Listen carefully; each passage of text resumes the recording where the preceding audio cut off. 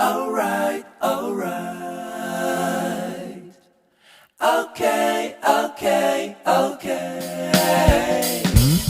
Now I'm about to let you in on a little secret here. The hidden gem of Southeast Asia is right here. Now before you start taking advice from a random stranger, I want to give you a bit of my background. My name is Christian LeBlanc and I've spent the last 2 years traveling Southeast Asia. And with that, I've spent about 3 months of it in the Philippines. Let's get started with the countdown. Number 10 is Boracay. Boracay is easily one of the most popular islands in all of the Philippines, and with that, it can get pretty busy sometimes. Now, that can be a good thing, that can be a bad thing. The great thing is, you can guarantee you can find some extremely beautiful hotels if that's in your budget.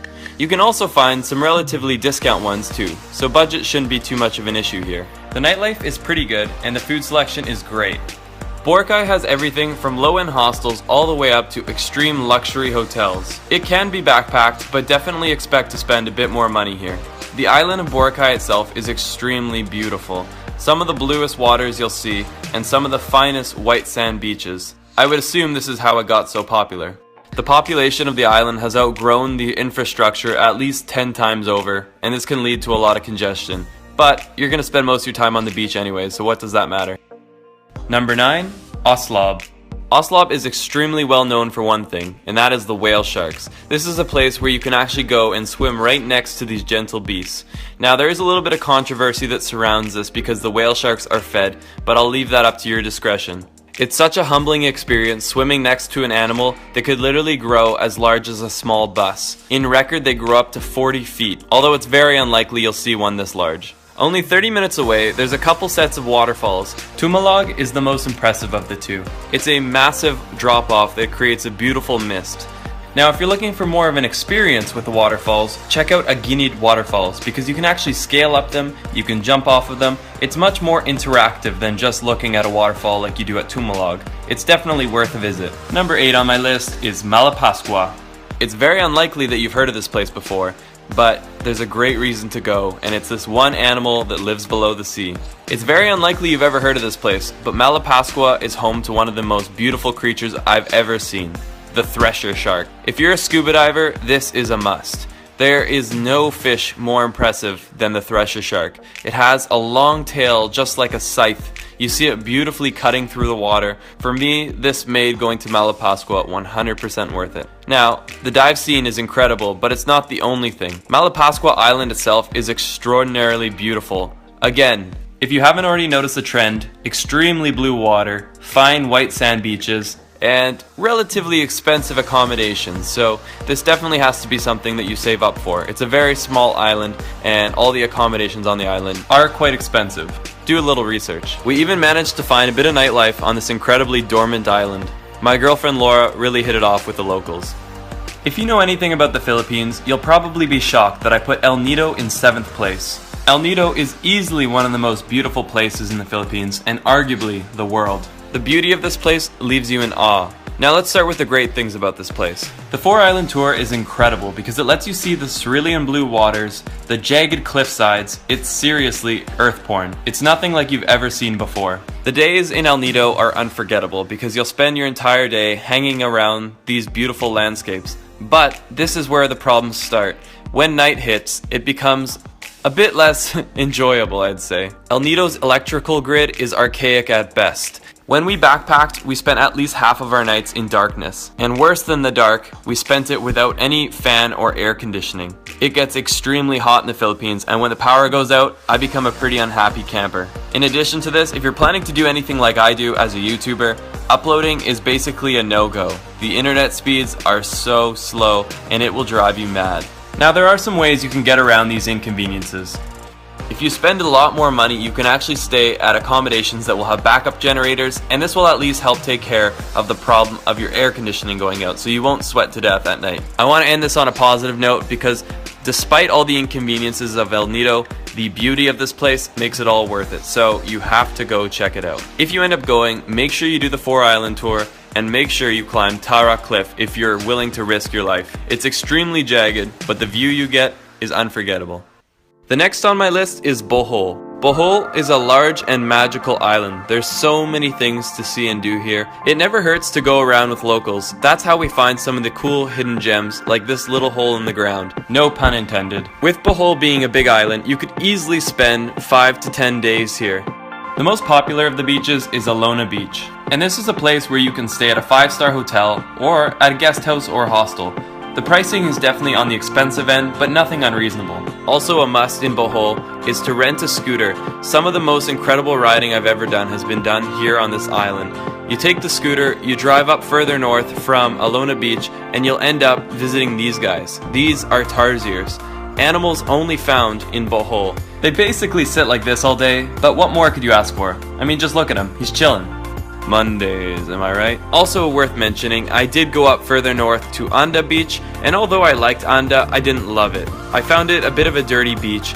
For me, I would have preferred to have stayed in Alona Beach, rented a scooter, and used it to do day trips like seeing the tarsiers, the chocolate hills, etc. You'll also see a lot of European-inspired churches while exploring the Philippines. This one here was built by the Spanish, and it was actually shook up during an earthquake a few years ago. Just after visiting the tarsiers, you're gonna see the man-made forest. And true to its name, it's a forest that was actually hand-planted by men. It's a really awesome feeling because as you drive down this narrow road, you feel like you're going through a tree tunnel. It's great for Instagram goals, and it's definitely an awesome feeling as you're riding on your scooter. After the man-made forest, about another 35-45 minutes up north, you'll be going through what some people deem the main attraction of Bohol. These are the chocolate hills, and you'll notice they look extremely similar to a Hershey Kiss. I don't know if that's why they've been called that, but the name is definitely fitting. You can drive up to the top of one of the hills and actually get a pretty good vista of the entire mountain range. I definitely recommend it. Number 5 is a place that's on very few people's lists. Dumaguete is an incredible place, and there's a lot to see and do here. It's a place I spent almost 2 weeks scuba diving and exploring its beautiful nature. If you go to Dumaguete, check out Casaroro Falls. I know I'm probably butchering it, but I'll write it down below. Right across from Dumaguete is a short boat ride to Apo Island. Make sure you check out this place. Apo Island translates into English as Turtle Island, and it's well named because everywhere you go is serious dude, brah. There's sea turtles everywhere, and these chillers are used to having people around, so they don't mind when you swim up next to them. Just make sure not to touch them. This is by no means in Dumaguete, but this is one of the must-do's of the Philippines. This here is Manjoyod Sandbar. I call this place the Maldives of the Philippines. It's about a 2 to 3 hour drive to get here from Dumaguete, but every single minute of the ride is worth it. Once you arrive at a little dock, you take a boat across about 45 minutes, and you arrive in paradise. If you have that extra time, or you want to take your Instagram to a whole nother level, you better check out Manjoyod Sandbar. Those are just a few of the things you can do in Dumaguete. There's some nightlife, there's great restaurants, and a whole lot of nice hotels and resorts. This is a place for anyone on any budget. Number 4, almost on the podium, but not quite, Kawasan Falls, also known as Barian Canyoneering. Now, before I even get into this, if you're not too afraid of heights and you're not afraid to get wet, this is one of the coolest things that you can do in the Philippines. It's a full day trip where you're guided through these very narrow crevasses where the water flows down, creating these awesome little waterfalls. It's such a unique and amazing experience that you really can't find that many places in the world. I brought my expensive slow motion camera in a lousy waterproof housing. I risked it for you guys. You're welcome. Barian Canyoneering is a guided expedition, and you cannot do this alone. By law, you need to have a guide, and I highly recommend it anyways. You would not want to do this alone. It's not too expensive. From my memory, it's about $30 US. You get a guide, and he shows you through the canyons, he pushes you off the cliffs, and you even get a meal out of it, so it's not too bad. At the end of the canyon is the world-renowned Kawasan Fall. This waterfall literally looks like the exit to the Gatorade factory. The water is this weird fluorescent blue that looks like it should be bottled and sold to people at a very high price. The water is quite cold, so it's a very nice refreshing break after a long day of jumping through canyons. Now I must mention that when this was filmed, I was actually one of the last groups to have gone through the Barian Canyon in quite some time, and I'm not even sure if they've reopened. The municipal government shut it down because they were worried about erosion, so do a little research. Hopefully it's reopened because it is one of the top things to do in the Philippines. Also, random insert, you'll see roosters everywhere in the Philippines. Cockfighting is basically a national sport. I named him Fred. The bronze medal goes to my favorite landscape in the entire world. This beach is seriously heaven, and I don't use that word lightly. It is my favorite, and I'm honestly blown away that to this day, Nakpan has not been developed as a resort town. This is the most incredible landscape that I've ever seen. Now, if you remember, we talked about El Nido being in 7th or 6th place. Well, Nakpan is about a 45-minute scooter ride away from El Nido. So again, if you were on the edge of going to El Nido, consider this. You will get Nakpan and El Nido together because they're only a scooter ride away from each other. The problem with Nakpan is this. Because it's such a beautifully untouched landscape, there's nothing on it. There's really only a couple guest houses with which they have no electricity after a certain hour. I think it's after 6 p.m. You have two options. You can either rough the heat and stay in a very basic guest house on one of the most beautiful beaches in the entire world, or you can just rent a scooter from El Nido and drive back to your hotel, resort, wherever you're staying in El Nido. But one of the most epic day trips you'll ever do. This island here is my silver medal. It's probably my favorite island in the entire world, and it's easily the best island in the Philippines. It is the definition of exploring, getting lost, and seeing things that few others have ever seen before.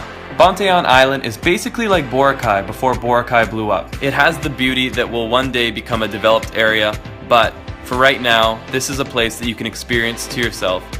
There's so much to do here, from exploring the jungle to exploring the beautiful beach that surrounds the entire island. There's even goats that freely roam. This is Jerome. Definitely check out the mangroves. They're these little trees that grow on the water. Go explore the other side of the island where there's literally no identifiable landmarks. Just beautiful untouched nature and so many kids just playing on the side of the road. Definitely say hi to them. They really appreciate it and they're a lot of fun to hang out with. I joined a few kids in playing some basketball and it was definitely one of the highlights to my day. It wouldn't be a perfect island experience without a perfect sunset, and Bantayan certainly has a lot of them. In fact, the Philippines has plenty of them. I don't think I've seen more beautiful sunsets in my entire life. You really start to take them for granted because every single night you get a sunset that could easily be one of the most beautiful you've ever seen.